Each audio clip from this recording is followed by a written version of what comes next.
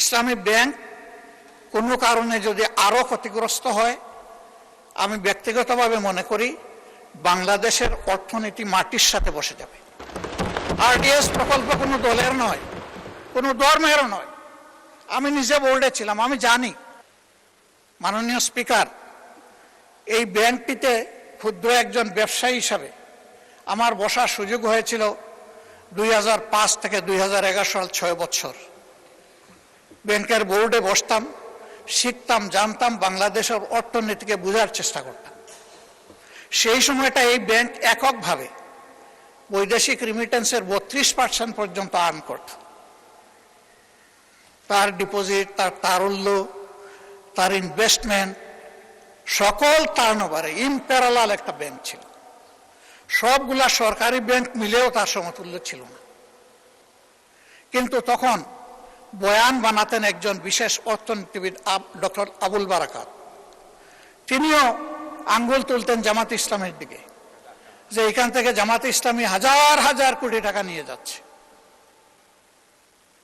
তার এই বয়ানের ভিত্তিতেই শেষ পর্যন্ত এই ব্যাংকে অভ্যুত্থান করা হলো, দখল করা হলো। 15.5 বছর দুঃশাসন চালানো হলো। কই প্রমাণ কোথায়? 15.5 বছর তো কম না। এখনো আবার একই তারে যদি কথা বলা হয়, আমি বলবো আমরা কি আবার সেকেন্ড আবুল বারাকাত হতে যাচ্ছি? আন্দাজ অনুমানের ভিত্তিতে কোন মহিলার কোন কোটেশন সংসদের মতো একটা প্রেস্টিজিয়াস জায়গায়, এগুলো আসলে আমরা আশা করি না। ওই মহিলাকে সংসদে হাজির করা হোক, যদি কোনো প্রভিশন থাকে সংসদে গণশুনানিও হোক, অসুবিধা নাই। আরডিএস প্রকল্প কোনো দলের নয়, কোনো ধর্মেরও নয়। আমি নিজে বোর্ডে ছিলাম, আমি জানি।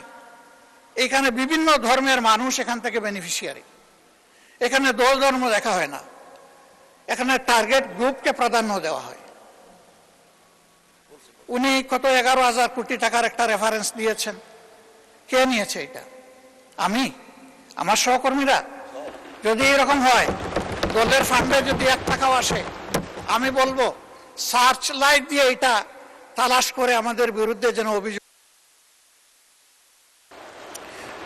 মাননীয় বিরোধী দলের নেতা, আপনাকে 7 দিয়েছি, আরো 8 মিনিট বলেন আপনি।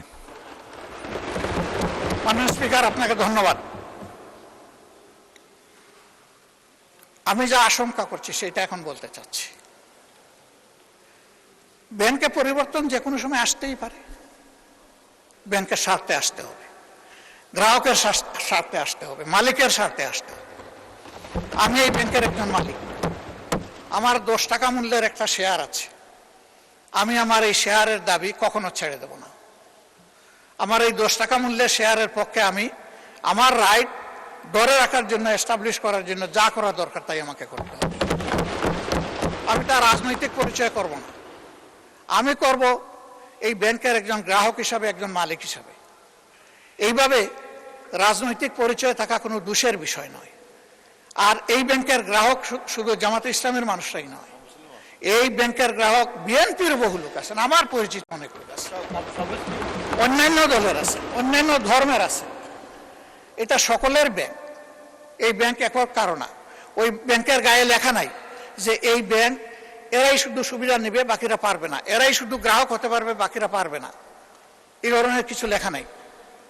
এগুলো হলো বানায়ট বয়ান।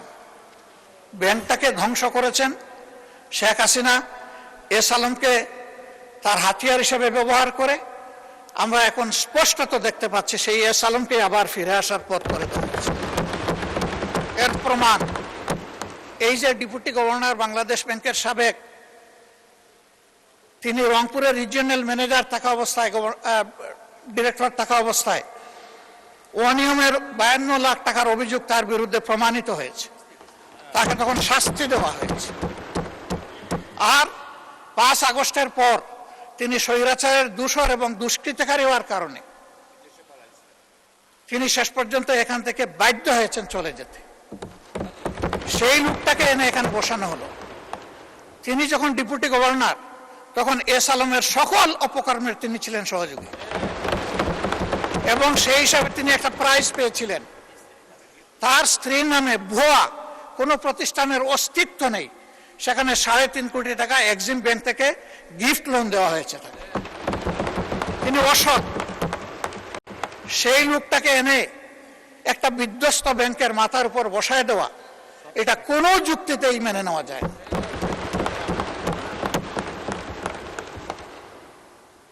সরকার অবশ্যই সবকিছু চালাবেন, ক্রেডিট হলেও সরকারের, ডিসক্রেডিট হলেও সরকারের, কিন্তু জনগণের পারসেপশনটা কি এই ব্যাংক নিয়ে, এটা অবশ্যই সরকারকে বিবেচনায় নিতে হবে আমি মনে করি। সরকার বিবেচনায় নিলে দেশ লাভবান হবে, জাতি লাভবান হবে। ইসলামী ব্যাংক কোনো কারণে যদি আরো ক্ষতিগ্রস্ত হয়, আমি ব্যক্তিগতভাবে মনে করি বাংলাদেশের অর্থনীতি মাটির সাথে বসে যাবে। আস্থার এটি একটা পিরামিড। এই পিরামিড হেলে পড়লে অথবা বিধ্বস্ত হয়ে গেলে ব্যাংকিং ব্যবস্থার উপরেই মানুষের অনাস্থা তৈরি হবে, এবং এই অনাস্থা বাংলাদেশের জন্য কোনো ভালো বার্তা বয়ে আনবে না।